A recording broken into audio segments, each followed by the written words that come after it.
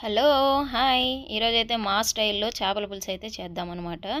మా స్టైల్ విలేజ్లో చేసే చేపల పులుసు అనమాట. సట్టిలో చేపల పులుసు అనమాట. ఫస్ట్ అయితే ఆయిల్ వేసుకోవాలి, ఆ తర్వాత అయితే మనం ఆవాలు వేసుకోవాలి, ఆ తర్వాత అయితే మనము ఎర్రగడ్డ, తెల్లగడ్డ, టమోటా అవన్నీ వేసుకున్న తర్వాత అల్లం వెల్లుల్లి పేస్ట్ వేసుకోవాలి, పసుపు వేసుకోవాలి, మిరప్పొడి వేసుకోవాలి. మిరప్పొడి అవంతా పచ్చి స్మెల్ వెళ్ళిన తర్వాత వాటర్ అయితే వేసుకోవాలి. చింతపండు పులుసు ముందుగా కలిపి పెట్టుకునింది వడగట్టి దాంట్లో అయితే వేసుకోవాలి. బాగా ఉడికిన తర్వాత ఫిష్ అయితే మనం బాగా క్లీన్ చేసుకునింది అందులో అయితే వేసేసి ఊరికే గెంటితో అట్లా అనేసి మూత అయితే పెట్టేయాలి. మూత పెట్టేసిన తర్వాత కొంచెం తర్వాత గుబగుబగా అంటుందన్నమాట. ఆ గుబగుబా ఆనిన తర్వాత మనమైతే తీసి చూసినామంటే చేపల పులుసు అయితే రెడీ అయిపోతుంది. ఉప్పు అయితే సరిపినంత వేసుకోండి.